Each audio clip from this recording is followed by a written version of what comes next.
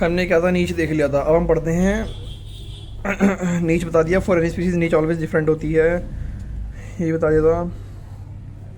ये ग्राफ ध्यान रख लियो। और क्या होता है देख, major abiotic factor पढ़ते हैं। Major abiotic factor कौन से होते हैं? ए बाई टी मतलब नॉन लिविंग। अब वो कौन कौन से हैं? टेम्परेचर, लाइट, वाटर, सॉइल, चार है। सबसे इंपॉर्टेंट कौन सा है? टेम्परेचर। टेम्परेचर क्या कहता है? Temperature is the most important ecological environmental factor. सबसे टेम्परेचर है, क्योंकि टेम्परेचर इसलिए ज़्यादा इंपॉर्टेंट है क्योंकि टेम्परेचर हमारा डायरेक्टली इंजाइम से कनेक्टेड है। अगर टेम्परेचर बढ़ गया या घट गया तो इंजाइम्स डीनेचर या टूट ब्रेक हो जाते हैं, है ना। तो डायरेक्टली किससे कनेक्टेड है? टेम्परेचर से कनेक्टेड है, इसलिए टेम्परेचर बहुत मोस्ट इंपॉर्टेंट होता है। जैसे कि टेम्परेचर बढ़ेगा तो हम फिर वहाँ नहीं रह पाएंगे, मतलब रह पाएंगे, टॉलरेट तो कर लेंगे, पर थोड़ी दिक्कत होंगी बस, फिर हम अडेप्ट कर जाएंगे। तो एवरेज टेम्परेचर लैंड वेरी करता है सीजनली, मतलब एवरेज टेम्परेचर लैंड पर वेरी करता है सीजनली। मतलब क्या बोल रहा है? टेम्परेचर लैंड पे वेरी करता है सीजनली, समझ रहा है? टेम्परेचर क्या करता है? लैंड पे वेरी करता है सीजनली। तो फिर क्या होता है? डिक्रीज करता है progressively from equator towards the pole. मतलब जो इक्वेटर से, जो अर्थ का इक्वेटर है, इक्वेटर से जब पोल की तरफ जाते हैं तो टेम्परेचर क्या करता है? डिक्रीज करता है। सही बात है, ऊपर जाके ठंडी आती है, नीचे जाके गर्मी होती है, वही भी लिखा हुआ है। और एंड प्लेन से माउंटेन पे जाएंगे। अगर प्लेन है, प्लेन से माउंटेन पे जाएगा तो ऊपर जाएगा तो ऑक्सीजन लेवल कम हो जाता है, ठंडी हो जाती है, वही पता है।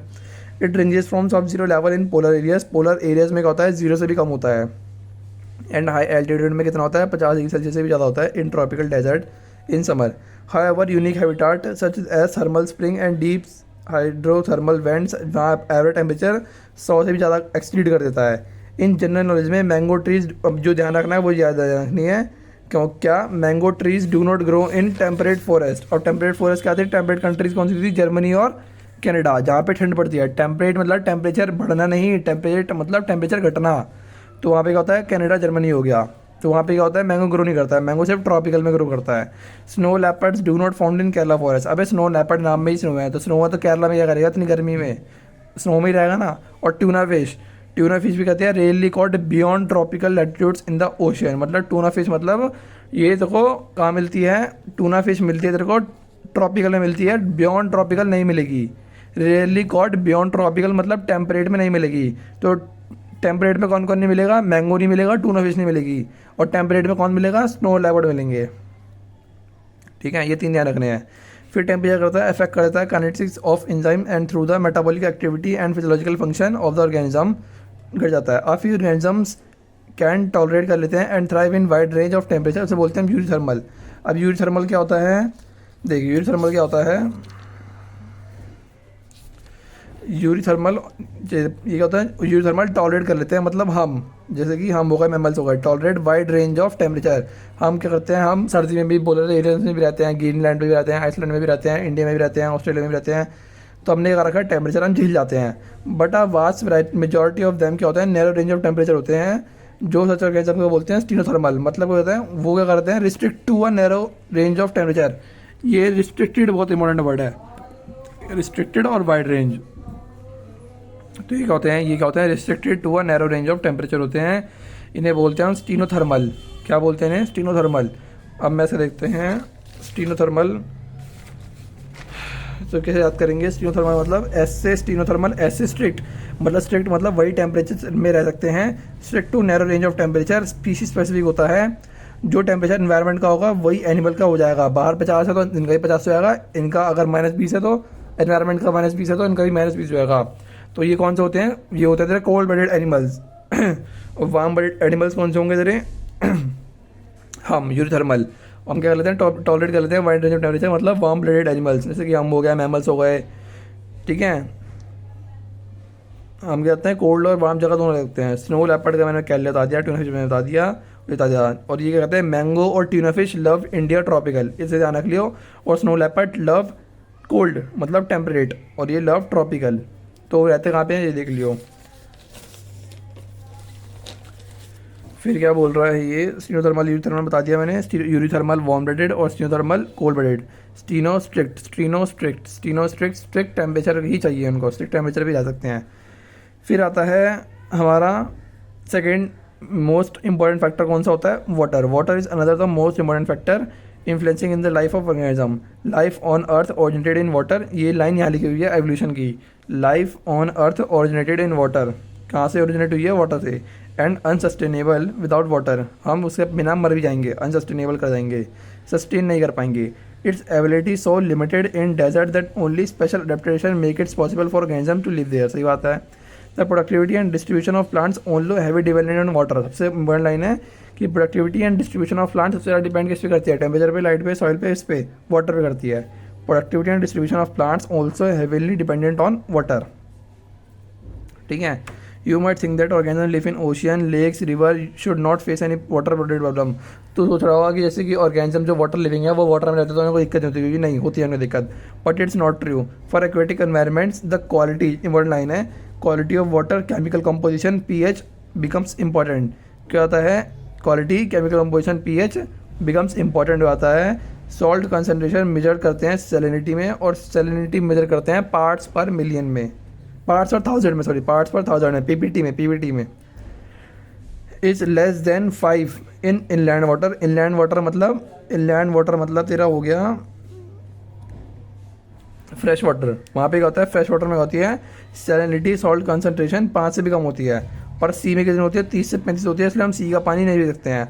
और हाइपर सलाइन मतलब, हाइपर तो देख समझ आ रहा है ज़्यादा ही होगी, और सलाइन मतलब सॉल्ट, तो हाइपर सलाइन मतलब 100 से भी ज़्यादा सॉल्ट लगून उसमें मिलती है, 100 से ज़्यादा सॉल्ट कंसनट्रेशन मिलती है हाइपर सलाइन लगून्स में। Such organism tolerate a wide range of salinities, उसे बोलते हैं हम यूरिहालाइन, और जो but others are restricted to a narrow range, वही स्टीनोलाइन, मतलब वही स्टीनोथर्मल, और यहाँ पे होगा तरह स्टीनोहेलाइन। हेलाइन मतलब सॉल्ट कंसनट्रेशन, जो सॉल्ट कंसनट्रेशन ज़्यादा झेल जाएंगे वो हो जाएंगे यूरिहालाइन, जो नहीं झेल पाएंगे उसे बोलेंगे स्टीनोलाइन। अब सबसे ज़्यादा इंपॉर्टेंट लाइन है जो रट्टा मारनी है, many fresh water animals can not live long for in sea water and vice versa because of the osmotic problems they would face. क्योंकि देख, जो फ्रेश वाटर की मछली है वो अगर मैराइन फिश में आएगी तो उसका पानी क्या कर देगी? वो लूज़ कर देगी, तो पतली हो जाएगी, तो ऑस्मोटिक प्रॉब्लम्स हो जाएगी। और ऐसी अगर मरीन की फिश फ्रेश वाटर में आई तो वो क्या कर देगी? पानी भर जाएगा उसके अंदर, पानी भर जाएगा तो फट जाएगी। तो ऑस्मोटिक प्रॉब्लम की वजह से वो ज़्यादा, many fresh water animals can not live long in sea water. Fresh water के एनिमल ज़्यादा देर तक सी वाटर में नहीं रह सकते हैं, फ्रेश वाटर के सी वाटर में नहीं रखते हैं, सी वाटर के फ्रेश वाटर में नहीं रखते हैं, क्योंकि उन्हें फेस करनी पड़ती है ऑस्मोटिक प्रॉब्लम्स। ठीक है। अब थर्ड कौन सा आता है? थर्ड है हमारा light. Since plants produce food through photosynthesis, a process which is only possible when sunlight is available as a source of energy, we can quickly understand the importance of light for living organism, particularly autotrophs. Many species of small plants जैसे कि herbs और shrubs हो गया, growing in forest are adapted to photosynthesize optically under very low light condition. वो क्या कहते हैं? Small plant जैसे कि हर्ब shrubs हैं, वो क्या कर लेते हैं? लो लाइट कंडीशन में भी रह सकते हैं, because they are constantly overshaded by tall trees. अब वो टॉल कैनोपी ट्रीज, इसलिए इनमें क्या हुआ है? Grow in forest adapted to photosynthesis optically under very low condition, low light condition में भी रह सकते हैं, क्योंकि उनको क्या करते हैं? बड़े बड़े जो फॉरेस्ट, वो बड़े बड़े प्लांट्स होते हैं, बड़े बड़े पेड़ होते हैं, वो करते हैं छोटे छोटे पेड़ को ओवरशैडो कर लेते हैं, मतलब उसके ऊपर चढ़ जाते हैं, तो उसके नीचे वाले को धूप मिलती नहीं है, तो वो क्या करते हैं? नीचे वाले धूप में ऐसा मोटिवेशन होता है कि वो लो लाइट कंडीशन में भी रह सकते हैं। अब many plants are also dependent on sunlight to meet their photoperiodic requirement. हाँ, सनलाइट क्या होता है? फोटोपीरियोडिक मतलब वही बच्चे पैदा करना, जब दिन समर में आएगी तो ज़्यादा प्रोडक्शन करता है मैंगो, सर्दी में नहीं करता है। वैसे ही ये फोटोपीरियोडिक रिक्वायरमेंट भी इसको अफेक्ट करती है। For many animals to light is important in that they the diurnal मतलब डी से डे में जागते, नॉक्टर्नल मतलब नाइट में जागते। ठीक है ना, यहाँ लिखा हुआ है मैंने नॉक्टर्नल नाइट हो गई, नाइट में जागते हैं। डाययूरिनल डे हो गया, डे में जागते हैं। ठीक है। For seasonal variety in lights and intensity duration photoperiod are use for timing the foraging reproductive and migratory activities. हाँ, माइग्रेटरी एक्टिविटीज़ भी और फॉरेजिंग रिप्रोडक्टिव की भी इंपॉर्टेंस होती है।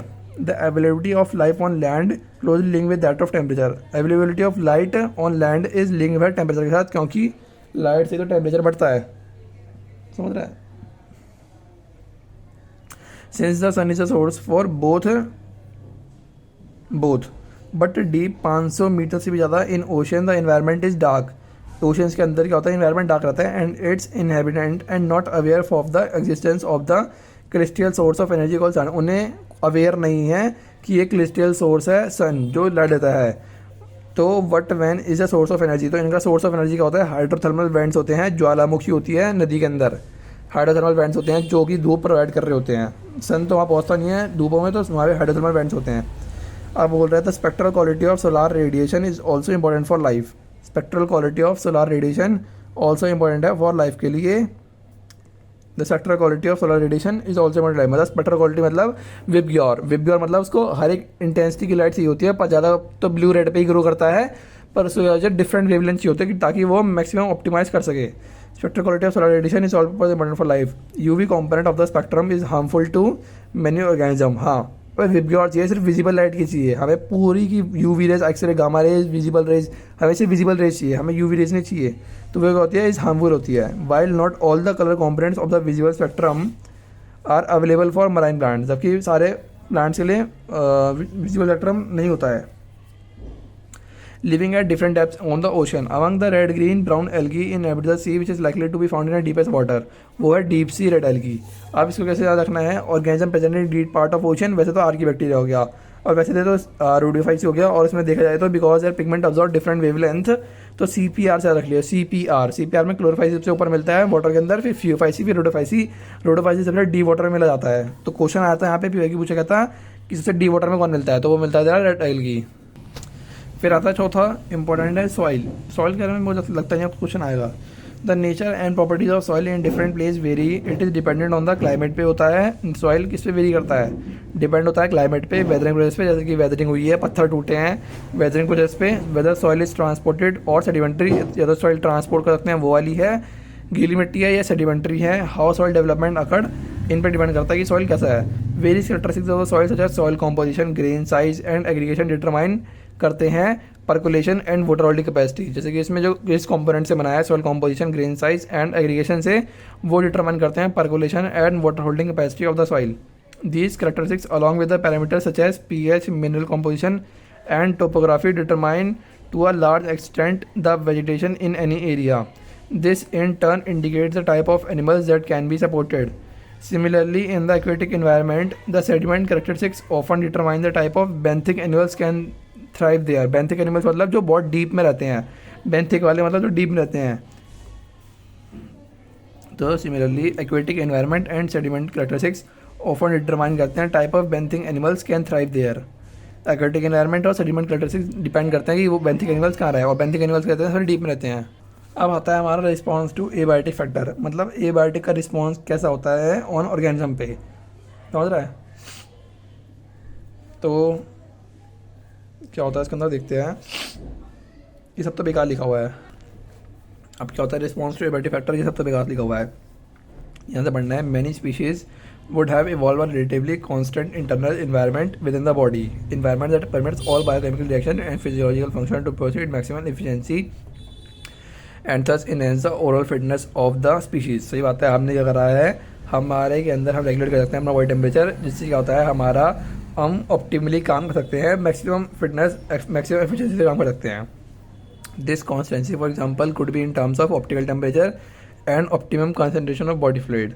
किस केस पे होती है ये, जो हमारी जो कंसिस्टेंसी है मैक्सिमम एफिशिएंसी काम करने की, वो बेस्ड है ऑप्टिकल टेम्परेचर पे या osmotic concentration of body fluid पे। Ideally then the organism should try to maintain consistency of its internal environment by homeostasis. Homeostasis क्या होता है, organism maintain constant internal temperature, या होमोस्टेसिस का मतलब होता है एबिलिटी है प्रोसेस बाय विच ऑर्गेनिज्म की water and salt balance constant, consistency in terms of optimum temperature या osmotic concentration of body fluid. ठीक है, बस सब क्या लिखा हुआ है। Despite varying external environment condition that tends to upset homeostasis, let us take an along logic to clarify the important concept. Suppose a person is able to perform his her best when the temperature is 25 degrees Celsius and wishes to maintain it so even when it is scorchingly hot or freezingly cold outside, it could be achieved at home. तो वो home पे achieve कर लेगा heater लगा के। In the car while travelling, and car में भी कर सकता है एसी चलाकर।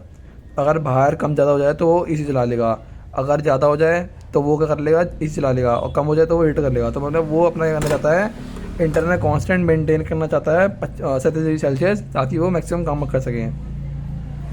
Bye using the air conditioner in summer and heater in winter काम करके वो मैक्सिमम कर लेगा। देन हिज और his performance would be always maximum regardless of the weather around him. Here the person homeostasis is complete not through the physiological but artificial means. अब ये इसने क्या करा है, अंदर फिजियोलॉजिकल की वजह से नहीं हुई है, ये इसने कॉन्टेंसिटी मेंटेन करी है, ये आर्टिफिशियल मीन्स की वजह से करी गई है, एसी और हीटर की वजह से। How do the living organism cope up with this situation, let us look at various possibilities. अब ये डायग्राम रट ले, इसमें क्या होता है, कन्फर्मर देख सीधे जा रहे हैं, देखिए ये तेरा इंटरनल टेम्परेचर बना रखा है और एक्सटर्नल है, इंटरनल टेम्परेचर एक्सटर्नल है, देख एक्सटर्नल जैसे जैसे बढ़ रहा है वैसे से इंटरनल बढ़ता चले आ रहा है, तो ये कौन से जाएंगे, कन्फर्मर जाएंगे।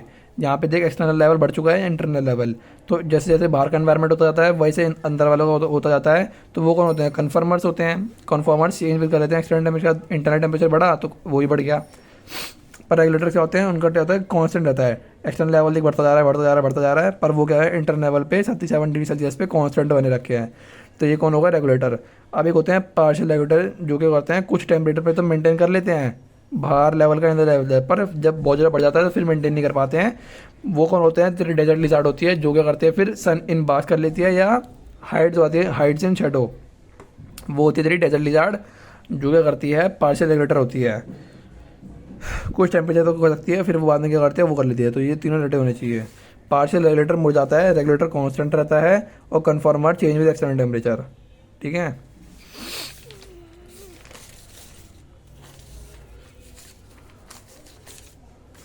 अब आता है रेगुलेटर, फिर आता है तेरा कन्फर्मर, फिर आता है तेरा माइग्रेशन, फिर आता है तेरा सस्पेंशन, और ये चारों के चारों बहुत इंपॉर्टेंट है। और एक इस टॉपिक के अंदर आते हैं रिस्पॉन्स टू एबायोटिक फैक्टर के अंदर, ये इसका टॉपिक है, ठीक है। अब रेगुलेटर में क्या होता है, regulator such organisms are able to maintain homeostasis by physiological sometimes behaviour means also which ensures conserve temperature. क्या करते हैं, होम्योस्टैसिस हम दो तरीके से मेंटेन कर सकते हैं, या तो हम उसको फिजियोलॉजिकल मेंटेन कर सकते हैं, या तो हम बिहेवियर मेंटेन कर सकते हैं, दो चीज़ें ध्यान रखते हैं, ध्यान रखियो। और physiological adaptation, physiological behavioural adaptation बहुत ज़्यादा इंपॉर्टेंट है, पेपर में आती है, वो आगे मिलेगी, अडेप्टेशन के अंदर मिलेगी, पर मैं बता रहा हूँ फिजियोलॉजिकल में ध्यान रखियो कि वो फिजियोलॉजिकल पूछ रहा है, बिहेवियरल पूछ रहा है। फिजियोलॉजिकल मतलब वो अंदर से कर रहे हैं, बिहेवियर मतलब बिहेवियर ऐसा है। Sometime behaviour also constant body temperature, constant osmotic concentration maintain करती हैं। All birds and mammals are and a few very lower vertebrates and invertebrate species are indeed capable of such regulation, thermoregulation और osmoregulation. मतलब क्या होते हैं, ज़्यादातर birds and mammals and very lower vertebrates and invertebrate species indeed होते हैं capable of such regulation, thermoregulation and osmoregulation नहीं कर पाते हैं। कैपेबल ऑफ, इंडीड मतलब होता है नॉट, मतलब क्या बोल रहा है, all birds and mammals very few lower vertebrates and invertebrates are indeed मतलब not capable of such regulation, thermoregulation और ऑस्मोरेगुलेशन नहीं कर पाते हैं। Evolutionary biologist believe that success of mammals is large due to their ability to maintain a constant body temperature and thrive whether they live in Antarctica में रहे या वो सारा डेजर्ट में रहे। और ये ईयर का क्वेश्चन बन सकता है, ड्यूटी के बाद का बनेगा, रीजन बनेगा, और इससे पहला क्वेश्चन बनेगा। क्वेश्चन क्या बनेगा, एवोल्यूशनरी बायोलॉजिस्ट बिलीव करते हैं सक्सेस ऑफ मैमल किसकी वजह से हुई है, वो हुई है due to ability to maintain a constant body temperature की वजह से हुई है, कि ताकि मैमल्स क्या कर लेते हैं, बॉडी टेम्परेचर मेंटेन कर लेते हैं, इसलिए उनकी सक्सेस ऑफ मैमल्स ज़्यादा हुई है, चाहे वो अंटार्कटिका में रहे या सहारा डेजर्ट में रहे। The mechanism used by the most mammals to regulate their body temperature and similar to the ones that we human use to maintain a constant body temperature of 37 degree Celsius जो रहता है हमारा in summer when outside temperature is more than our body temperature. हम क्या करते हैं, sweat करते हैं। समर में जब क्या होता है, टेम्परेचर ज़्यादा होता है हमारे बॉडी टेम्परेचर से, तो हम क्या करते हैं, स्वेट करते हैं। स्वेट निकलता है तो हमें क्या होती है, चिलिंग होती है, क्योंकि स्वेट क्या होगा, इवेपोरेट होगा, और इवेपोरेशन से चिलिंग होगी, जिससे हमें कूलिंग फील होगा।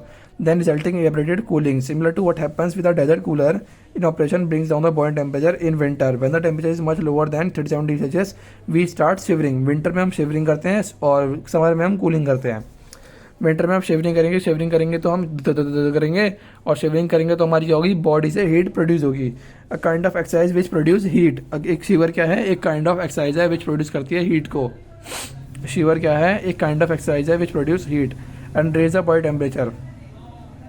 Plants on the other hand do not have such mechanism to maintain temperature. ऐसा क्या होता है, ये सेम मैकेनिज्म कूलिंग समर में और स्वेटिंग और शिवरिंग प्लांट्स के पास नहीं है। Plants on the other hand do not have such mechanism. फिर आता है तेरा कन्फर्मर। कन्फर्मर क्या कहता है, majority 99% of animals and all plants are not maintain a constant internal temperature. मतलब वही बात है कि वो क्या करते हैं, all birds and mammals and few lower vertebrates invertebrates indeed capable of such regulation, thermoregulation. मतलब वही बात बोलती है यहाँ पर कि 99% of animals and all plants तो सारे होंगे ना, वो तो मेंटेन कर नहीं पाते, not maintain to a constant internal temperature environment, वो क्या होते हैं, कन्फर्म होते हैं, वो क्या करता है, change with external environment, there body temperature changes with the ambient temperature. In aquatic animals the osmotic concentration of the body fluids change with that of ambient. उनका क्या होता है, एक्वेटिक एनिमल्स के अंदर क्या होता है, एक्वेटिक एनिमल्स का होता है osmotic concentration of body fluid change हो जाती है और वाटर ऑस्मोटिक कंसंट्रेशन के साथ। The animals and plants simply बोलते हैं, कन्फर्म बोलते हैं। Considering the benefits of a constant internal environmental organism we must ask why these conformers have not evolve to become regulators. Nature ने ऐसा क्यों नहीं करा कि कन्फर्मर्स इवॉल्व हो जाए रेगुलेटर्स में, क्योंकि थर्मो रेगुलेशन क्या है, एक एनर्जेटिकली एक्सपेंसिव प्रोसेस है। ये क्वेश्चन बनेगा, एआर का ध्यान रखियो, बोलेगा कि कन्फर्मर्स इवॉल्व क्यों नहीं हुए, रेगुलेटर बन जाते, क्योंकि थर्मो रेगुलेशन जो होता है वो क्या है, एक एनर्जेटिकली एक्सपेंसिव प्रोसेस है, ठीक है ना। Recall the human logic we use much as like they how many peoples can afford air conditioner. वही बात है कि क्या करते हैं, कन्फर्मर अफोर्ड नहीं कर सकते हैं थर्मो रेगुलेशन। वही बात हो गई जैसे कि लोग कौन कौन से एयर कंडीशनर अफोर्ड कर सकते हैं, हर एक को तो कर नहीं सकता, ऐसे ही कन्फर्मर्स भी अफोर्ड नहीं कर सकते हैं थर्मो रेगुलेशन। मैंने simply sweat it out reason after hot summer months. Thermo regulation क्या है, एक एनर्जेटिकली एक्सपेंसिव है for many organism. This is particularly true for small animals like shrews and humming birds. और एक किसके लिए ट्रू है, थर्मो रेगुलेशन एक एनर्जेटिकली एक्सपेंसिव प्रोसेस है, वो किसके लिए ट्रू है, वो दो लोगों के लिए ट्रू है, श्रूज एंड ह्यूमिंग बर्ड्स के लिए। और ये इंपॉर्टेंट है, ध्यान रखियो, श्रूज and humming birds. Heat loss और हीट गेन क्या है, एक फिनोमिना है, फंक्शन है ऑफ सरफेस एरिया का। ध्यान रखियो, हीट लॉस और heat gain is a function of surface area. Since small animals have a large surface area, small animals के पास क्या होता है, लार्ज सरफेस एरिया होता है और वॉल्यूम कम होता है, जिससे क्या होता है, देख स्मॉल एनिमल्स है, स्मॉल एनिमल्स का होता है सरफेस एरिया ज़्यादा होता है वॉल्यूम बटा वॉल्यूम से। क्या बोल रहा है, small animals have large surface area relative than their volume. They tend to lose body heat very fast when it is cold outside. They have to expend much energy to generate body heat through metabolism. जैसी गर्मी होती है तो उनको करनी पड़ती है, heat loose करते हैं बहुत जल्दी फास्ट, और जब कोल्ड होती है तो वो करते हैं, उनको बहुत ज़्यादा एनर्जी प्रोड्यूस करनी पड़ती है अपनी बॉडी के अंदर से, बहुत ज़्यादा एनर्जी प्रोड्यूस करनी एनर्जी एक्सपेंड करनी पड़ती है। This is the main reason why very small animals are rarely found in polar regions. और ये 2023 का क्वेश्चन था कि small animals are rarely found in polar region. Small animals polar region पे नहीं मिलते हैं, पोलर रीजन पे सिर्फ बड़े बड़े लोग मिलते हैं, जैसे कि पोलर बियर हो गया, ये सब मिलते हैं। स्मॉल एनिमल्स वहाँ पे नहीं मिल सकते हैं, क्योंकि वो मर जाएंगे भाई, वो झेल नहीं पाएंगे टेम्परेचर, वो कन्फर्म होते हैं स्मॉल एनिमल्स। और उनका क्या होता है, सरफेस एरिया बटा वॉल्यूम ज़्यादा होता है as compare to large animals, तो वो क्या होता है, वहाँ नहीं मिलते। फिर वो कहते हैं बॉडी में हीट लॉस जल्दी करते हैं जब कोल्ड टेम्परेचर होता है, तो स्मॉल एनिमल्स का मिलते हैं, पोलर रीजन्स में नहीं मिलते हैं। During the course of evolution, the costs and benefits of maintaining a constant internal environment are taken into consideration. Some species have evolved ability to regulate, but only a limited range of environmental conditions beyond which they simply conform. मतलब ये बहुत बात कर रहा है partial conformers की, partial regulators की, कहते कन्फर्मर नहीं, पार्शियल रेगुलेटर्स की। क्या कहते रहे, ये पार्शियल रेगुलेटर आ गया, तो ये पार्शियल रेगुलेटर की डेफिनेशन है। Some species evolve ability to regulate but only a limited range तक ये वो रेगुलेट कर सकते हैं, beyond environment condition, beyond which is simply conform, फिर वो जाते हैं कन्फर्मर बन जाते हैं। और पार्शियल रेगुलेटर के दो डायग्राम बन सकते हैं ऐसे, और ये बन जाएगा कन्फर्मर का, ये बन जाएगा रेगुलेटर का।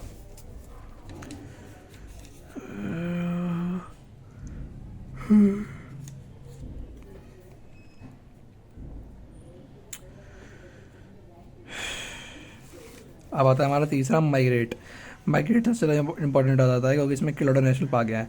Organism can not move away temporary, वो सिर्फ मूव करते हैं टेम्परेरीली, हमेशा के लिए मूव नहीं करते हैं। माइग्रेशन में क्या होता है, सिर्फ टेम्परेरीली मूव करते हैं from stressful habitat to more hospitable area. मतलब जहाँ पे बहुत ज़्यादा कंडीशन स्ट्रेसफुल है, वहाँ से वो मोर हॉस्पिटल एरिया में आते हैं एंड रिटर्न कर जाते हैं जब स्ट्रेसफुल एरिया ओवर हो जाता है, वो रिटर्न जाते हैं। जब विंटर आएगी तो वो कोलोराडो नेशनल पार्क से वापस चले जाते हैं। In human analogy, this study is like a person moving from Delhi to Shimla for the duration of summer. Many animals, particularly birds during winter, undertake a long distance migration to more hospital areas. जैसे कि every winter में famous Colorado national park Bharatpur Rajasthan में क्या होता है, host thousands of migratory birds coming from Siberia, मतलब Russia. Siberian crane आती है इन विंटर में कोलोराडो नेशनल पार्क भरतपुर में आती है, क्योंकि भरतपुर में राजस्थान में गर्मी होती है, पर वो साइबेरिया से रशिया से आती है लॉन्ग डिस्टेंस मेजर करके, and other extremely cold north region से भी आती हैं। और वो सिर्फ टेम्परेली आती हैं, फिर बाद में जब स्ट्रेसफुल पीरियड जहाँ रशिया में फिर गर्मी आती है तो रशिया वापस चली जाती है, रिटर्न कर जाती हैं। फिर सस्पेंड सबसे ज़्यादा इंपॉर्टेंट है, सस्पेंड में सबसे ज़्यादा इंपॉर्टेंट है। इन bacteria, fungi and lower plants वो क्या करते हैं, थिक वॉल स्पोर्स बना लेते हैं ताकि वो सस्पेंड कर जाएँ, which help them to survive unfavour condition में सर्वाइव कर जाएँ। The germinate on availability of sustainable environment. In higher plants में seed and some other vegetative reproductive structures serve as means to tide over period of stress besides helping in dispersal.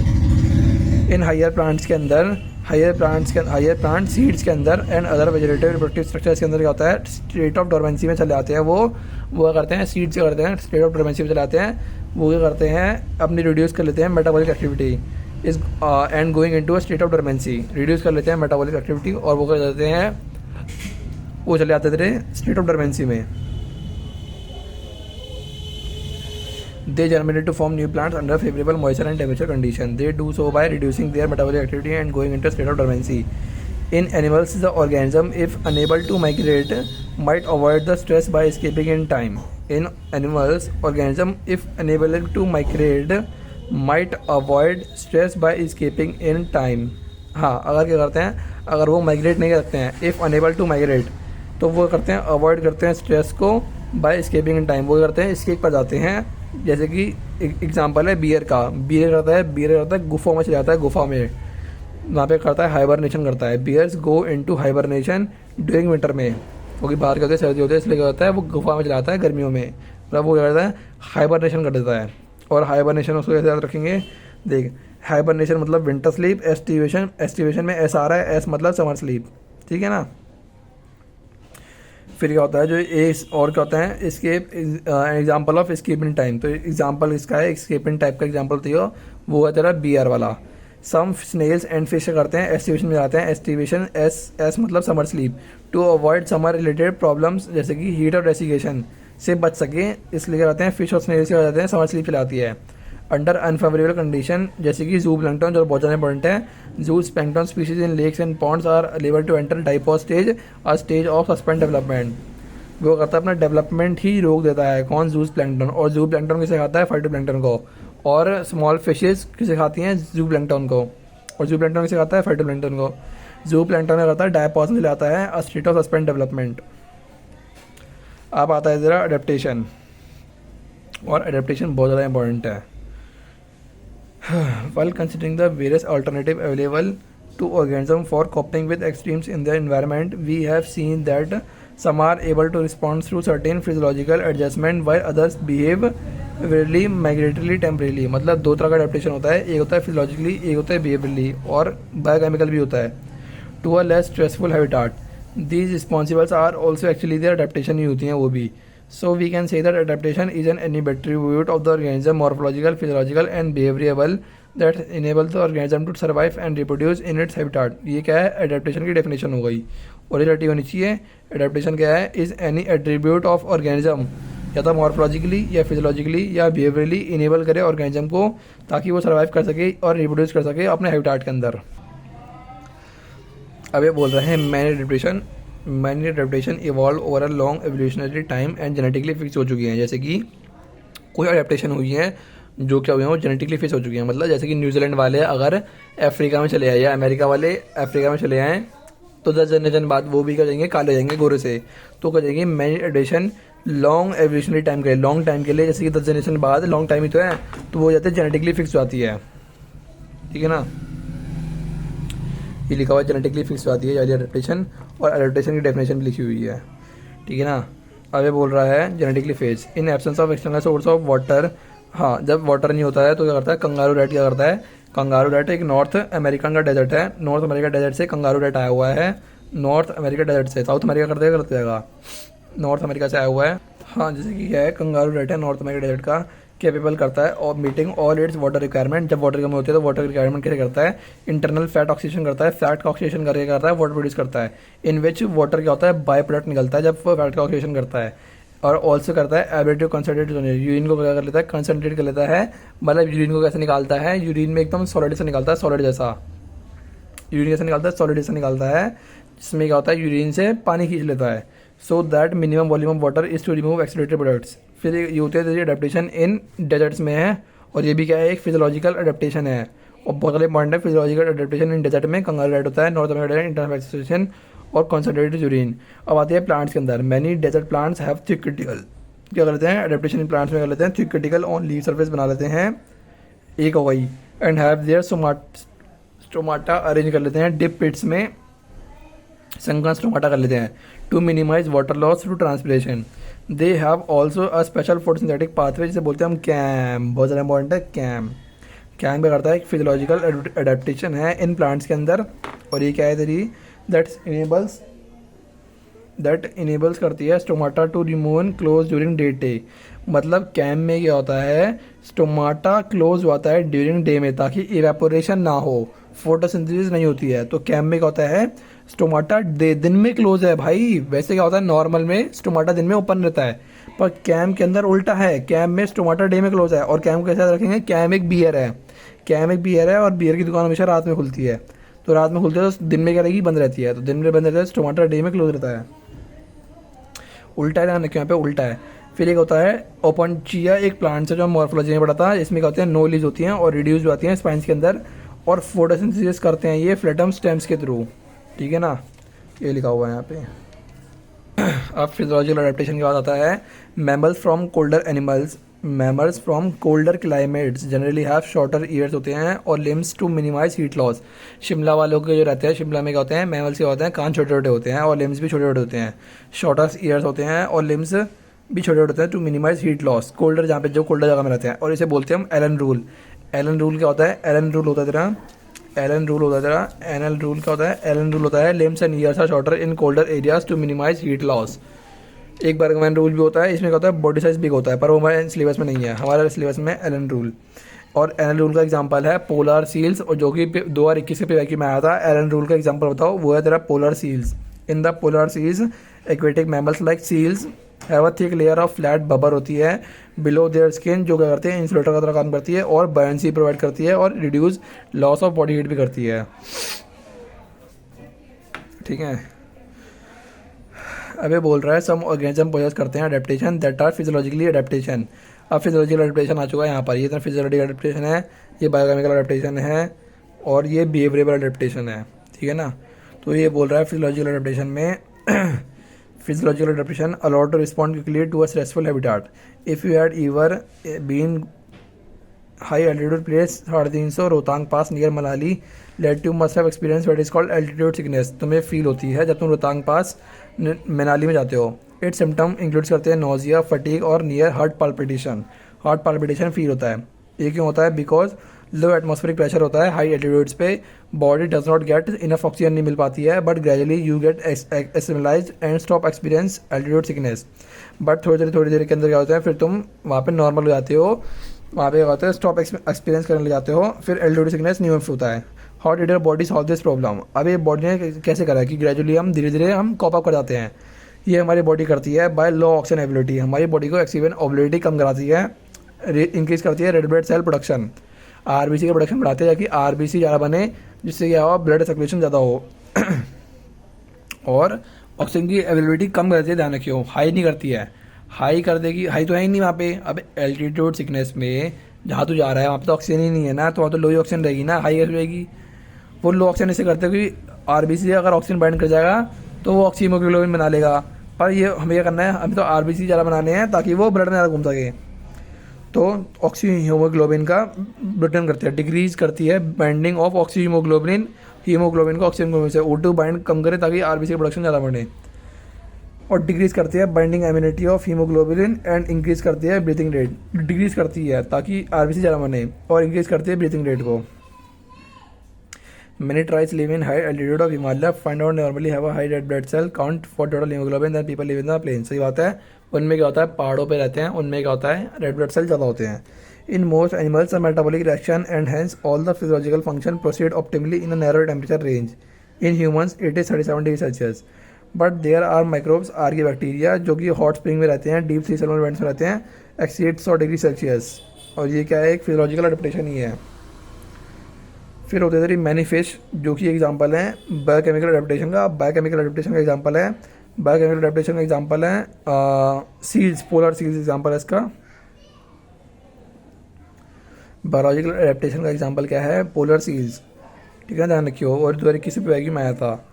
Biological adaptation में आती है fish आती है, क्योंकि fish में क्या होता है, बायोलॉजिकल मतलब केमिकल, और केमिकल मतलब इसमें क्या होता है, एंटी फ्रीजिंग प्रोटीन होता है, इसलिए कौन आती है, सील्स आती है, ध्यान रख लियो। अगर बायोलॉजिकल पूछेगा, बायोलॉजिकल मतलब केमिकल, केमिकल मतलब anti freezing protein, anti freezing protein किसे मिलेगा, पोलर सील्स के अंदर। तो वही बात है, many fish live in Antarctic water where the temperature is always below zero. How do manage to prevent body fluid free from freezing, क्योंकि इनके पास क्या होता है, एंटी फ्रीजिंग प्रोटीन होता है।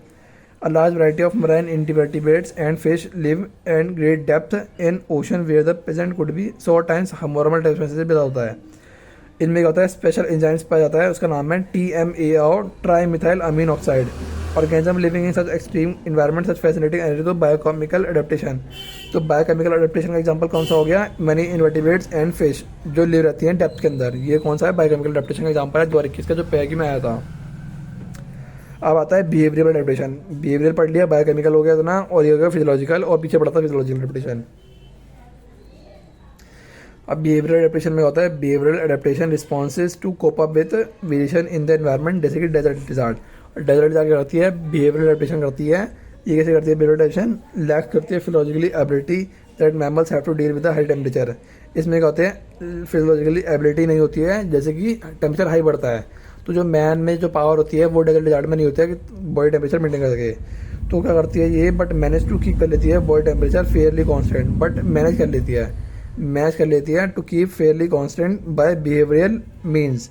वो कौन सा है, या तो वो कर लेती है बास्क इन सन, या तो सन में अगर ठंड है तो सन में चलेगी, सन बाथ लेगी, या अगर ज़्यादा गर्मी है तो वो क्या कर लेगी, मूव इन शेड्स, तो सन मूव शेड में, शेड से मूव कर जाएगी छाँव में, and absorb heat when their body temperature drops below the comfort zone, but move in shade when the ambient temperature starts increases. Some species capable of burrowing into soil to hide and escape from above ground heat. और कुछ species होती हैं जो क्या करती हैं, soil के अंदर ही घुस जाती हैं, burrow in soil to escape from ground heat, ठीक है ना। अब ये है पॉपुलेशन। पॉपुलेशन का था पॉपुलेशन एट्रीब्यूट, और पॉपुलेशन एट्रीब्यूट 4 तरह का होता है, birth rate, death rate, sex ratio और डिस्ट्रीब्यूशन। ये चारों रेट होने चाहिए, इसके बीच में कुछ दूसरा डाल देगा वो गलत आता है, आप आया हुआ है। पॉपुलेशन क्या होता है, पॉपुलेशन एक सेम स्पीशीज होती है, सेम स्पीशीज जो इंटरब्रीड कर सकती है, ग्रुप ऑफ ऑर्गेनिज्म और same species living in a common geography which can compete और शेयर रिसोर्सेज और कैन इंटरब्रीड, जो लड़ सकती है और या शेयर भी कर सकती है रिसोर्सेज और इंटरब्रीड करते हुए वो सेम स्पीशीज है। तो पॉपुलेशन एट्रीब्यूट के बढ़ते हैं, we rarely find isolated single individual of any species, majority of them live in groups. कभी भी कोई भी इंडिविजुअल सिंगल नहीं रह सकता है, वो हमेशा ग्रुप्स में रहेगा, और कभी भी प्लांट्स किसी ना किसी पे डिपेंडेंट तो रहेगा ही। अब तू सोच रहा है प्लांट्स को खुद खाना डालता है, नहीं भाई, प्लांट्स को नाइट्रोजन फिक्सिंग बैक्टीरिया तो चाहिए जो उसको तोड़ के देगा, सॉइल में तोड़ के देगा न्यूट्रिएंट्स। उसको एक चीज़ और चाहिए थी, इसको ऑक्सीजन नहीं, उसको एक चीज़ और चाहिए थी। तो कहीं ना कहीं प्लांट भी किसी ना किसी पे डिपेंडेंट होता है, एनिमल्स भी किसी पे, एनिमल्स तो वैसे डिपेंड होते हैं प्लांट्स पे, तो कोई भी किसी ना किसी पे डिपेंडेंट रहता ही रहता है। तो सिंगल इंडिविजुअल कभी भी अकेला नहीं रहेगा, हमेशा ग्रुप्स में ही रह सकता है, live in groups. Well defined geological area share और compete for similar resources potentially interbreed and thus constitute a population. तो इंटरब्रीड करके वो पॉपुलेशन बनाता है, सिमिलर रिसोर्सेज और इंटरब्रीड करके और पॉपुलेशन आता है। Although the term interbreeding implies करती है sexual reproduction, a group of individual resulting from even asexual reproduction is also generally considered as a population for the purpose of ecological studies. जो sexual reproduction से बने हैं उन्हें भी हम population ही मानते हैं। और पॉपुलेशन का एग्जाम्पल कौन कौन से हैं, cormorants in wetlands, rats in abundant dwelling, teakwood trees, forest tracks, bacteria in culture plate, lotus plants in a pond. ये सब क्या है, एग्जाम्पल है पॉपुलेशन के, क्योंकि वो सेम स्पीशीज से बने हुए हैं और इंटरब्रीड भी कर सकते हैं। Organism is that one has to cope with change environment. Organism को ऑर्गेनिज्म की डेफिनेशन क्या है, ऑर्गेनिज्म इज वन ऑर्गेनिज्म की डेफिनेशन क्या है, organism is the one that has to cope with change environment. ये तेरे ऑर्गेनिज्म की डेफिनेशन, ठीक है। इसमें क्या होता है तेरा, it is at the population level that natural selection operates to evolve the desired traits. अब बोल रहा है सबसे ज़्यादा इंपॉर्टेंट लाइन है पॉपुलेशन इकोलॉजी। क्या बोला मैंने, population ecology is important area because links करती है ecology to population genetics and evolution को। इकोलॉजी टू पॉपुलेशन जेनेटिक्स, ये सारा एक साथ वर्ड है चारों, ecology to population genetics and evolution को लिंक्स करती है, इसे बोलते हैं पॉपुलेशन इकोलॉजी। बहुत ज़्यादा इंपॉर्टेंट लाइन है। अब आता है जरा, a population has certain attributes whereas a individual organism does not have. एक पॉपुलेशन के एट्रीब्यूट्स होते हैं, जैसे कि बर्थ रेट हो गया, डेथ रेट हो गया, पर वो इंडिविजुअल का बर्थ रेट डेथ रेट होता है। वो तो इंडिविजुअल का क्या होगा, इंडिविजुअल को तो बर्थ होगा, रेट थोड़ी ना होगा, उसमें तो सिंगल है ना। तो individuals may have birth, may have death, but a population has birth rate और death rate. In a population these rate refers per capita birth and death. Per capita मतलब पर 1000 के ऊपर देखते हैं हम, बर्थ रेट और death rate हम 1000 के अंदर देखते हैं। The rate hands express as change in numbers increase और decrease with respect to number of population. Here is example, और इस पे क्वेश्चन बहुत बार आ चुका है, हमें बस सिंपल करना है। इफ़ अ पॉन्ड, हमें बस सिंपल करना है, चेंज बटा इनिशियल, चेंज बटा इनिशियल, डेथ बटा इनिशियल, बर्थ चेंज बटा इनिशियल, डेथ चेंज बटा इनिशियल, जो चेंज हुआ है बटा इनिशियल बस।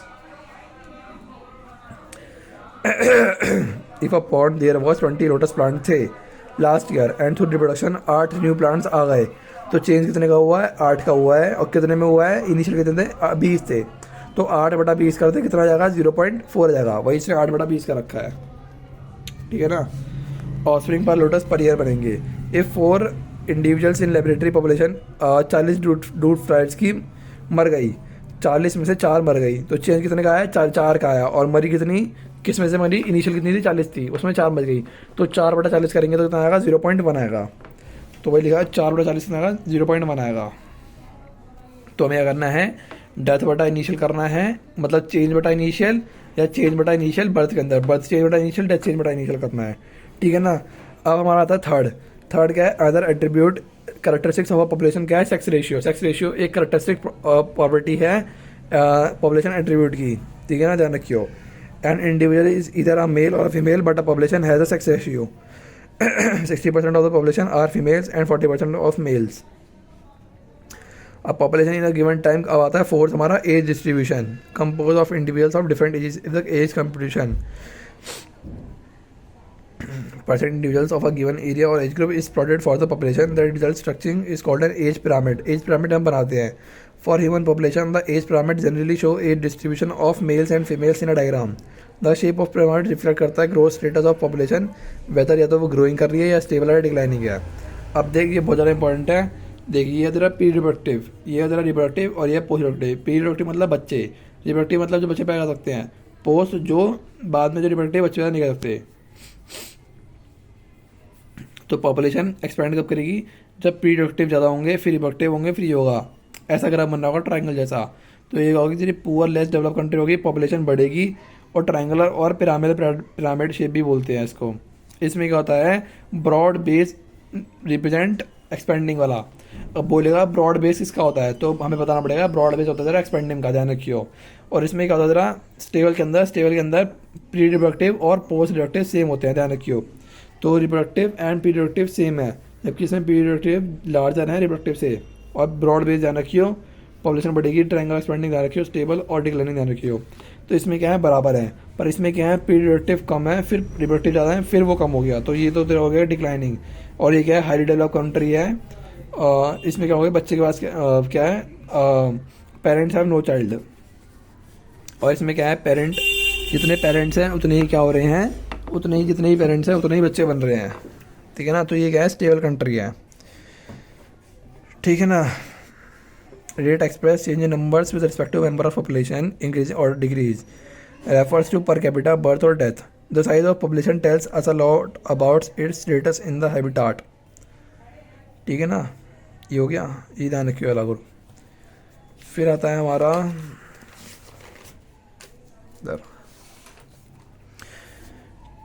हाँ, population size, the size in nature could as low 10 Siberian cranes as in Bharatpur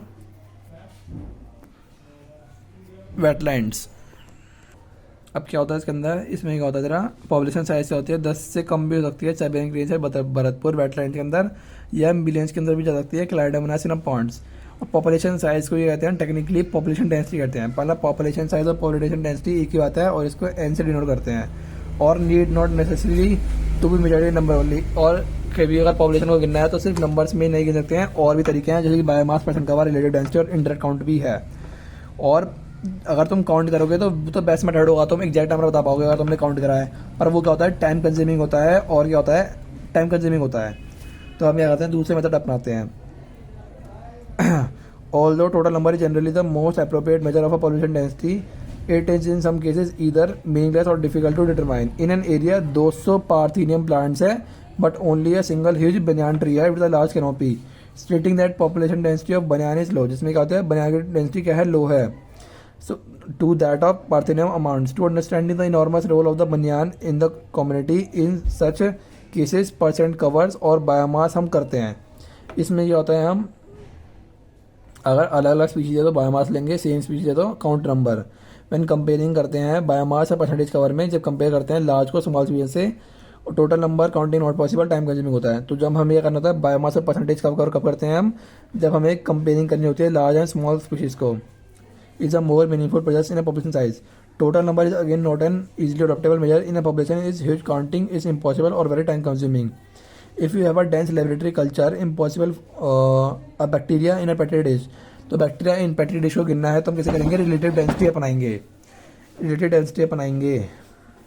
इसमें क्या होगा, what is the best measure to reported density sometime for such logical investigation there is no need to know the absolute population density. इसमें कहते हैं हम relative density कर देते हैं, no need to know absolute population density, serve the purpose equally well. Relative density किसमें करते हैं, not to measure absolute population density.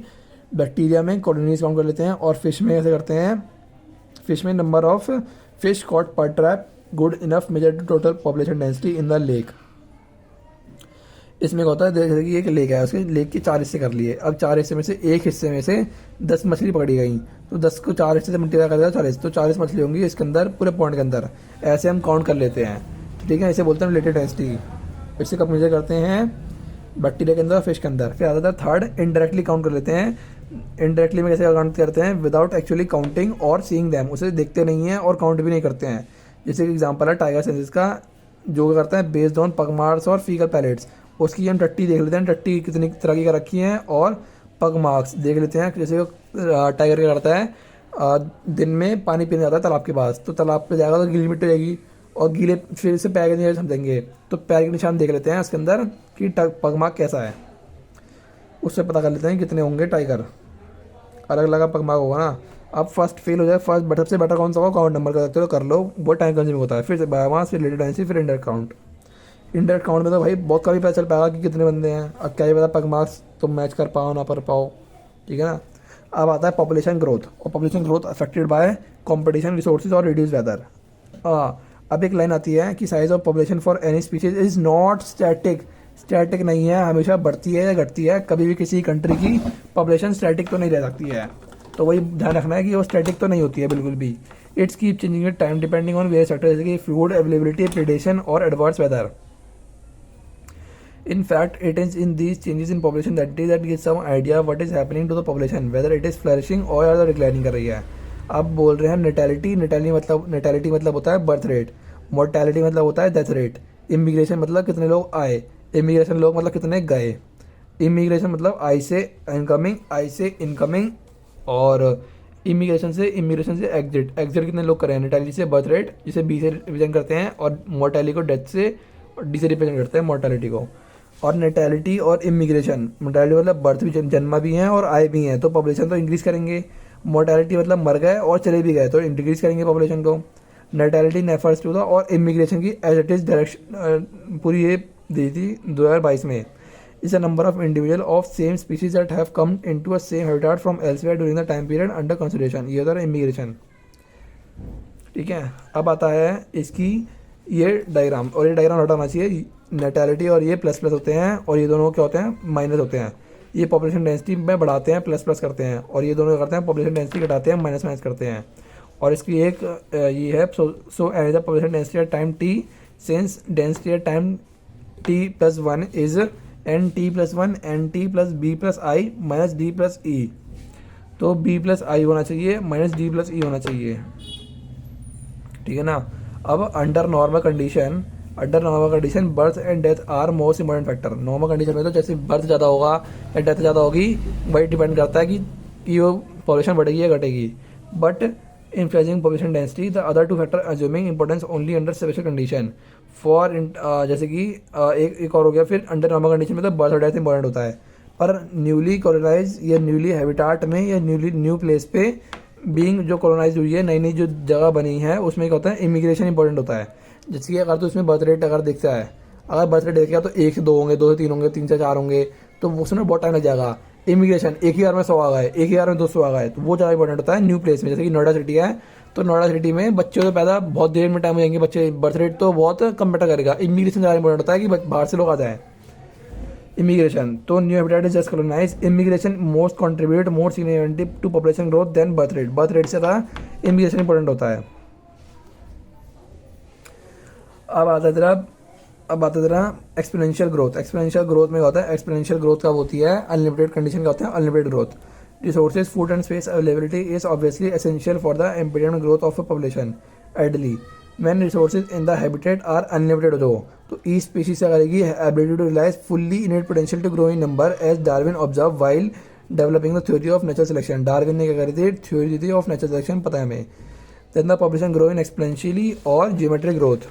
तो एक्सपोनेंशियल का दूसरा नाम भी क्या है, ज्योमेट्रिक फैशन या ज्योमेट्रिक ग्रोथ। इसमें होता है population size and the birth rates not total number per capita birth are resulted by B, death by D, और देन द इंक्रीज और decrease in N during a time period को represent करते हैं D N by D T. Increase और decrease in population size respective time को D N by D T से represent करते हैं। D N by D T क्या है, ये है तेरा पॉपुलेशन साइज, और डी एन डी टी क्या है, तेरा टाइम है। और आर को किससे रिप्रेजेंट करते हैं, आर होता है हमारा B minus D, birth minus death को बोलते हैं हम आर। क्या बोलते हैं हम, बर्थ माइनस डेथ को बोलते हैं हम आर। तो एक्सपोनेंशियल ग्रोथ में क्या होता है, एक्सपोनेंशियल ग्रोथ क्या होती है, ज्योमेट्रिक ग्रोथ होती है। और में होता है, इसमें होता है रिसोर्सेज क्या होता है, अनलिमिटेड होते हैं। और इसकी एक एक्सपोनेंशियल इसका है D N by D T equal to are N. D N by D T equal to B minus D into N भी लिख सकते हैं, या B minus D N by D T equal to r into N भी लिख सकते हैं। और इसकी एक इंटीग्रल फॉर्म होती है, N T equal to N nought E की power R T. R T है ना कि एन आर टी है, ध्यान रखियो ई आर टी है।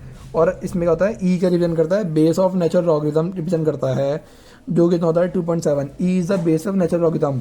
और ये पैराग्राफ में रखा था, इसके वजह से रखा था E is the base of exponential logarithm, E is the base of geometrical logarithm, E is the base number of natural logarithm. ये सब गलत था, बेस ऑफ नेचुरल लॉगरिथम होता है ना कि नंबर लॉगरिथम। और इसमें क्या होता है, इसके अंदर जो आर होता है, आर क्या होता है intrinsic rate of natural increase and is very important parameter. R क्या होता है, intrinsic rate of natural increase है, मतलब बंदे के अंदर कितना पॉपुलेशन बढ़ाने की क्षमता है, अंदर का पोटेंशियल कितना है पॉपुलेशन इंक्रीज करने का। जितनी ज़्यादा आर होगा उतना ज़्यादा पॉपुलेशन इंक्रीज होगी, रिप्रोड्यूस करने में रिप्रोड्यूस ज़्यादा कर रहा होगा। तो आर क्या होता है, इंट्रिंसिक, अंदर intrinsic rate of natural increase है, कितना नेचुरल इंक्रीज कर सकता है। और ये करता है इम्पैक्ट डालता है दोनों बायोटिक को भी और एबायोटिक पे भी, दोनों पे में पूछ रखे थे, सिर्फ बायोटिक पे नहीं डालता है, दोनों पे डालता है, बायोटिक एंड एबायोटिक दोनों पे डालता है। अब नॉर्वे रैट की आर की जो पॉपुलेशन है वो 0.05 है, जो कि बहुत ज़्यादा हो सकती है, जबकि ह्यूमन पॉपुलेशन में 0.025 है। फ्लोर बीटल की 0.12 है इन 1981 में। R value of human population in India 0.025, जिसमें कहता है देख फ्लोर बीटल की 0.12 है, पर इंडिया में 0.025 है। मतलब देख फ्लोर बीटल कितना ज़्यादा होगा, समझ रहे हैं ना। पॉपुलेशन हमारी जब इतनी ज़्यादा है 1981 में, तो फ्लोर बीटल कितना ज़्यादा होगा, समझ रहे हैं ना। और देख नॉर्वे रेट की कम है, सबसे ज़्यादा है तेरी फ्लोर बीटल की, फिर तेरी नॉर्वे रेट की, नहीं फिर है तेरी पॉपुलेशन, फिर इधर इंडिया की, फिर तेरी नॉर्वे रेट की, क्योंकि इसमें 0.01 है, इसमें 0.02 है, तो इंडिया का ज़्यादा हुआ। तो फ्लोर बीटल, फिर इंडिया, फिर ये नॉर्वे रेट। अब इसका ग्राफ देखना होता है, एक्सपोनेंशियल ग्रोथ का ग्राफ होता है जे शेप, ऐसा ऊपर तक जाता है, और ये होता है के वैल्यू होते हैं यहाँ पर, के वैल्यू, इस के वैल्यू को एक्सपोनेंशियल ग्रोथ क्रॉस कर देता है। पर ये जो होता है लॉजिस्टिक ग्रोथ होता है वो करता है, इसे क्रॉस नहीं कर पाता है, के इजिकल टू एन हो जाता है। और जहाँ पे के इजिकल टू एन होता है इसे बोलते हैं हम एसिम्प्टोट या पैरेलल हो चुका है। और जब इंक्रीज कर रहा होता है इसे बोलते हैं हम लैग फेज। फिर ये होता है एक्सलेटिंग और डी एक्सलेटिंग, फिर करता है एसिम्प्टोट पैरेलल। आर क्या है, इफेक्ट इन्वायरमेंट कंडीशन बायोटिक और एबायोटिक दोनों सजेस्ट ऑन पॉपुलेशन ग्रोथ। जैसे एक्सपोनेंशियल ग्रोथ हम बता दें, ठीक है। आज interesting nature of ration increase impact on both abiotic and abiotic Norway rate. ये पॉपुलेशन डेंसिटी कभी एक्सपोनेंशियल ग्रोथ में के को क्रॉस कर सकती है, लॉजिस्टिक ग्रोथ में के को क्रॉस नहीं कर सकती है। आप आ जाता है लॉजिस्टिक ग्रोथ। और लॉजिस्टिक ग्रोथ क्या होता है, लॉजिस्टिक ग्रोथ में क्या होता है, इसमें आता है के किस में आता है, के आता है इसके अंदर, और आर किस में आता है, आर आता है जरा, आर दोनों में आता है। पर के किस में आता है, के इसमें आता है, ध्यान रखियो, के किस में आता है, लॉजिस्टिक ग्रोथ में आता है। और के क्या होता है, नेचर कैरिंग कैपेसिटी के, और के की डेफिनेशन क्या है, in nature given habitat have enough resources to support a maximum possible number beyond which no further growth is possible. और ये क्या होता है, दैट कॉल दिस लिमिट, और इस लिमिट का नाम होता है नेचुरल कैरिंग कैपेसिटी के। As a population growing in habitat with limited resources होना चाहिए लॉजिस्टिक ग्रोथ के लिए। Show initially lag phase show करता है, फिर फॉलो करता है एक्सेलरेशन और डी एक्सेलरेशन, फिर क्या करता है फाइनली रीचेज द एसिम्प्टोट। मतलब पहले तो लैग फेज आएगा, फिर आएगा तेरा एक्सेलरेटिंग या डिसएक्सेलरेट करेगा, फिर आएगा तेरा एसिम्प्टोट या पैरेलल आता है, ठीक है। When the population density reaches the carrying capacity, a population of n in relation to time t results in sigmoid curve, और इसका बनता है सिग्मोइड कर्व, एस शेप बनता है और इसका जी शेप बनता है, और इस सिग्मोइड कर्व को बोलते हैं। इसको दिया किसने था, लॉजिस्टिक ग्रोथ को, लॉजिस्टिक ग्रोथ ने दिया था वर्ल हॉस्ट पर लॉजिस्टिक ग्रोथ, इन वर्ल हॉस्ट पर नहीं दिया था। D N by D T equal to are N K minus N by K, या D N by D T R N one minus K by N भी ले सकते हैं इसको, ठीक है ना। अब एक क्वेश्चन बनता है इसके ऊपर कि ये जो लॉजिस्टिक ग्रोथ है वो जीरो कब हो जाएगी, जब एन बाई के क्या हो जाएगा, इक्वल टू वन हो जाएगा। अगर देख एन के बाई एन क्या हो जाएगा, एन बाई के, सॉरी एन, ये उल्टा लिख रखा है मैंने यहाँ पे, इसमें क्या लिख रखा है मैंने, देख इसमें क्या लिख रखा है मैंने, इसमें क्या होता है एन बाई के, अगर एन बाई के वन हो जाएगा, अगर एन बाई के वन हो गया और वन माइनस वन जीरो हो जाएगा, और जीरो से मल्टीप्लाई करेंगे आर एन तो वो भी जीरो हो जाएगा। तो लॉजिस्टिक ग्रोथ जीरो कब जाएगा, जब एन बाई के इक्वल टू वन हो जाएगा, ना कि एन इक्वल टू के हो जाएगा। अगर एन इक्वल टू के हो गया तो वो तो एसिम्प्टोट पैरेलल हो जाएगा ना, या N near the carrying capacity of habitat भी नहीं होगा, ठीक है ना।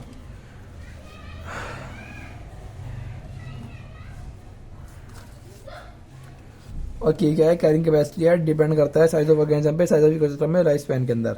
Resources for growth for most population यार इन्फिनिट होते हैं, बिकम लिमिटिंग सूनर। सो लॉजिस्टिक ग्रोथ मॉडल क्या है, एक कंसिडर मोर रियलिस्टिक वन, मतलब logistic growth more realistic one है एक्सपोनेंशियल ग्रोथ से, क्योंकि देख रिसोर्सेज कभी अनलिमिटेड नहीं होते हैं, हमेशा लिमिटेड ही होंगे, और लिमिटेड की बात तो हमेशा लॉजिस्टिक ग्रोथ ही करती है, और वो जाएंगे लॉजिस्टिक लिमिटेड ही रहते हैं, इसलिए क्या होता है मोर रियलिस्टिक वन है। और ये होता है लैग फेज, जबकि जो एक्सेलरेटिंग डिएक्सेलरेटिंग वाला होता है इसे बोलते हैं लॉग फेज, ठीक है। अब आता है लाइफ, यहाँ पे पढ़ते हैं हम के बाई एन पढ़ रही हो, और इसमें क्या होता है कब logistic growth exponential growth show करेगा, जब क्या जाएगा के क्या हो जाएगा, के का जाएगा इक्वल टू वन हो जाएगा, तब लॉजिस्टिक ग्रोथ हो जाएगा, और एक्सपोनेंशियल ग्रोथ हो जाएगी N is equal to N जब ग्रेड से ज़्यादा हो जाएगा। कब लॉजिस्टिक कर्व एक्सपोनेंशियल, मतलब एक्सपोनेंशियल ग्रोथ कब होगी, एक्सपोनेंशियल ग्रोथ कब होगी, जब एन बहुत ज़्यादा हो जाएगा के से। ये देख ये के है, के से एन ज़्यादा हो जाएगा, सर ने लिखवा रखा था के से ज़्यादा एन हो जाएगा। अबे के तो ये लाइन है ना, इसको क्रॉस कौन करेगा, एन क्रॉस करेगा ना, तो एन ज़्यादा हो जाएगा के से, एन ज़्यादा होगा के से, क्या होगा तेरा एन ज़्यादा होगा के से, ना कि के ज़्यादा होगा एन से। और आर समरी में लिखा हुआ है, आर क्या है, inherent potential of population to grow है, और आर क्या है, intrinsic rate of natural increase भी है। अब लाइफ हिस्ट्री वेरिएशन में देखते हैं, population evolves to maximize their reproductive fitness also called Darwinian fitness, और डार्विनियन फिटनेस की क्या होती है, हाई आर वैल्यू होती है। डार्विनियन फिटनेस की क्या होती है, हाई आर वैल्यू होती है, ध्यान रखियो। In the habitat in which they live under in a particular set of selection pressures organisms evolve towards a efficient reproductive strategy। अच्छा ये लाइन यहाँ लिखी हुई है, ये तो यहाँ पे क्वेश्चन आई हुई थी नीट प्रैक्टिस क्वेश्चन में, under a particular set of selection pressure की वजह से some organism evolve towards the most efficient reproductive strategy. Selection of pressure, particular set of selection pressure की वजह से वो क्या करते हैं, इवॉल्व कर जाते हैं, रिप्रोडक्टिव स्ट्रेटजी एफिशिएंट हो जाती है उनकी। ये नीट प्रैक्टिस क्वेश्चन था। अब आता है देख क्या बोल रहा है, सम ऑर्गेनिज्म होते हैं जो ब्रीड करते हैं only once in their life time. कौन कौन जो ब्रीड करता है once in their life time, वो तरह पैसिफिक फिश और पैसिफिक सैल्मन फिश और बैम्बू। सलमान भाई सिर्फ ब्रीड करते हैं एक ही बार, और बम्बू भी एक ही बार ब्रीड करता है, वाइल अदर ब्रीड करते हैं many times during their life time. वो की है मोस्ट बर्ड्स और मैमल, बर्ड्स और मैमल करते हैं ब्रीड करते हैं मेनी टाइम्स। अब वो ब्रीड कर रहे हैं मेनी टाइम्स, तो क्या करेंगे, small number of large size of, नहीं हाँ स्मॉल नंबर मतलब कम नंबर में, और लार्ज साइज ऑफरिंग बनाएंगे। कौन, बर्ड्स और मैमल, मतलब एक दो बच्चे पैदा करेंगे और बड़े बड़े पैदा करेंगे लार्ज इन साइज, ठीक है ना। तो कि वो बहुत बार ब्रीड कर सकते हैं, और जो सिर्फ एक ही बार ब्रीड कर रहा है, breed once only in the life time, उसे करना पड़ेगा, तो वो लार्ज नंबर प्रोड्यूस करेंगे, ठीक है ना। अब है some produce a large number of small size offspring, जिसकी ऑयस्टर और पेलगागिक फिश ये करती है small size offering large number में प्रोड्यूस करती है, क्योंकि ये छोटी तो होती है, छोटी होती है तो इसको अपने पॉपुलेशन बढ़ानी है तो लार्ज नंबर और स्मॉल साइज प्रोड्यूस करेगी, ठीक है। So which is desirable for maximum fitness. Ecology suggest that life history traits of organism have evolve in relation to the constraints imposed by abiotic and abiotic components of habitat in which they live. Evolution of life history traits in different species is currently an important area of research being conducted by ecologists. Reproductive selected species, large number of progeny with small size. अब आता है population interaction, जो सबसे ज़्यादा important है, सबसे ज़्यादा जो जितना भी पढ़ा है ना उससे क्वेश्चन बहुत ही कम आते हैं, क्वेश्चन तेरा स्पेस यहाँ से आते हैं। Population interaction, can you think of any natural habitat on earth that is inhabited just by single species? नहीं, कोई भी सिंगल स्पीशीज अकेली नहीं रखती है। There is no such habitat in such situation in which is inconceivable for any species. A minimum requirement is one more species on which it can feed. कोई ना कोई स्पीशीज को एक ना एक स्पीशीज पे तो डिपेंड रहेगी। Even in plant species which makes is own food can not survive alone. जो एक प्लांट है जो अपना खाना खुद बनाता है वो भी अलोन सर्वाइव नहीं कर सकता है, क्योंकि it need soil microbes to break down the organic matter in soil and return the organic nutrient for adoption. And thus now since plants manage pollination. हाँ, और जो एक मैं बात बोल रहा था ना पॉलिनेशन, हाँ तो वो प्लांट्स की कौन सी बात थी कि इन्हें पॉलिनेशन भी तो कराना है। अब एनिमल्स बी नहीं होंगे तो पॉलिनेशन कौन कराएगा? क्योंकि मेजर तो बायोटिक वाले थे ना, बीज तो था ना जब मेजर बायोटिक वाले थे ना, फिर ए बायोटिक था जो पॉलिनेशन कराते थे। अब तो क्या होता है, प्लांट्स भी किसी ना किसी पे डिपेंडेंट है, माइक्रोब्स पे और बीज पर। तो क्या बोल रहा है, कोई भी इस पृथ्वी पे अकेला नहीं रह सकता है। It is obvious that in nature, animals, plants and microbes do not contain and live in isolation, but interacts in various ways to perform biological community. और biological community में क्या होता है, biological community की definition देख यहाँ लिखी हुई है, और ये क्या होता है, lives in not in isolation। क्या बोल रहा है, ये बोल रहा है interspecific interaction arise from the interaction of population of two different species। Interspecific जो इंटरेक्शन होता है वो इंटरेक्शन ऑफ पॉपुलेशन होता है टू डिफरेंट स्पीशीज़ का, मतलब दो डिफरेंट स्पीशीज़ के बीच में तो इंटरस्पेसिफिक होगा, और इंटरस्पेसिफिक किसके बीच में होगा, दो सेम स्पीशीज़ के बीच में होगा, ठीक है ना। तो इंटरस्पेसिफिक की डेफिनेशन हो गई, they could be beneficial, detrimental और न्यूट्रल, नेदर हार्म और नॉर बेनिफिट टू वन और स्पीशीज और बोथ। असाइनिंग प्लस किसके लिए होता है, जो प्लस साइन है वो बेनिफिशियल इंटरेक्शन है, नेगेटिव साइन डेट्रीमेंटल है, ध्यान रख, ये लिखा नहीं है कहीं पर, नेगेटिव साइन फॉर डेट्रीमेंटल है, और जीरो फॉर न्यूट्रल इंटरेक्शन है। अब देखते हैं इसके अंदर पॉपुलेशन इंटरेक्शन कितने तरह के हैं, 6 तरह के हैं। पॉपुलेशन इंटरेक्शन कितने तरह के हैं, 6 तरह के हैं। म्यूचुअलिज्म, दोनों का फायदा प्लस प्लस, कंपटीशन दोनों का घाटा, दोनों का नुकसान। प्रीडेशन और पैरासिटिज्म एक सेम है, कौन सा होता है, एक का फायदा एक का नुकसान प्रीडेशन के अंदर, क्योंकि प्रीडेशन में क्या होता है, एक कोई ना कोई किसी को खा लेगा, कोई ना कोई किसी को खा लेगा और एक ना एक बच जाएगा, तो इसमें एक का फायदा और एक का नुकसान। तो पैरासिटिज्म और प्रीडेशन में क्या होता है, एक का फायदा होता है एक का नुकसान होता है, क्योंकि प्रीडेशन में क्या होता है, प्रीडेशन मतलब एक को खाना होता है ना, मतलब जैसे कि शेर खा रहा है डियर को, तो शेर का फायदा है और डियर का घाटा है, तो एक का फायदा एक का घाटा, ठीक है ना। कॉमर्शियलिज्म में क्या होता है, कॉमर्शियलिज्म में क्या होता है, एक पे फायदा होता है दूसरे पे कोई फर्क नहीं पड़ता, जैसे कि मैंगो और ऑर्चिड का एग्जांपल है।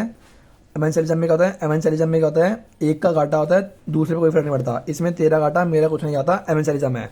इसमें तेरा घाटा मेरा कुछ नहीं आता, एमेंशियलिज्म है। कमर्शियलिज्म में इसमें और इसमें पॉजिटिव जीरो है, और जीरो जीरो को इफेक्ट करते हैं अनअफेक्टेड से, और जो नेगेटिव साइन होता है वो डेट्रीमेंटल भी है और नेगेटिव साइन सफर भी है। और कंपटीशन में लिख रखा है, कंपटीशन में क्या होता है, बोथ सफर करते हैं, ये समरी में लिखा हुआ है, कंपटीशन में बोथ सफर करते हैं, कंपटीशन में करते हैं बोथ, कंपटीशन में बोथ सफर करते हैं, समरी में लिखा हुआ है, ध्यान रखियो। एवेंशियलिज्म में क्या होता है, एवेंशियलिज्म का एग्जांपल नहीं दे रखा है एनसीईआरटी के अंदर, मतलब इस चैप्टर में एवेंशियलिज्म नहीं दे रखा है, पर एवेंशियलिज्म का एग्जांपल चैप्टर 10 माइक्रोब में दे रखा है, पेनिसिलिन। इसमें तेरा घाटा मेरा कुछ नहीं आता, जैसे कि पेनिसिलिन था वो बैक्टीरिया को मार रहा था, बैक्टीरिया का घाटा, पर पेनिसिलिन का कुछ नहीं आता, वो तो मारे चला गया, उसको कोई फायदा नहीं होता। तो इसमें होता है पेनिसिलिन स्टेफाइलोकोकस को जो मार रहा था बैक्टीरिया को, ठीक है ना, तो इसका एग्जांपल हो गया। अब आता है तेरा both the species benefit mutualism, both lose the competition in their interaction with each other, in both lose in competition। देख, both suffer, ये कंपटीशन की बात कर रहा है, both lose और both suffer कंपटीशन की बात कर रहा है, ठीक है। तो both lose और both suffer वो हो गया कंपटीशन में, in the interaction with each other, in both parasitism और predation में only one species benefit parasite या predator respectively, and the interaction is detrimental होता है, and the other species host and prey respectively, the interaction with where one species benefit and the other species is neither benefit not harm, उसे बोलते हैं commensalism. In amensalism on the other hand one species harm whereas the other is unaffected. अब जो याद रखनी है वो important line है प्रीडेशन, पैरासिटिज्म और कमेंसलिज्म के अंदर शेयर आर कॉमन कैरेक्टरिस्टिक्स, जैसे कि interacting species live closely to other. देख हाँ सही बात है, क्योंकि देख कॉमर्शलिज्म में क्या होता है, कॉमर्शलिज्म में एक का फायदा हो रहा है और एक का कोई फायदा नहीं हो रहा, तो जो फायदा ले रहा है वो तो उसके पास रहेगा ना, जिससे फायदा उठाना है। जैसे तेरे दोस्त फायदा उठाते हैं तो वो तेरे पास रहेंगे ना। और प्रेडेशन में क्या होता है, प्रेडेशन में भी क्या होता है, एक का फायदा एक का नुकसान हो रहा है, तो जिसको फायदा उठाना है वो तो पास में रहेगा शेर। अब शेर कहीं और रह रहा है, डियर कहीं और रह रहा है, तो ऐसा थोड़ा चलेगा। तो प्रेडेशन, पैरासिटिज्म और कॉमर्शलिज्म में वो क्लोजली टुगेदर रहते हैं। अब आता है प्रीडेशन। प्रीडेशन क्या है, प्रीडेशन एक नेचर वे ऑफ ट्रांसफरिंग है higher trophic level, lower trophic level से हायर ट्रॉफिक लेवल एनर्जी पर।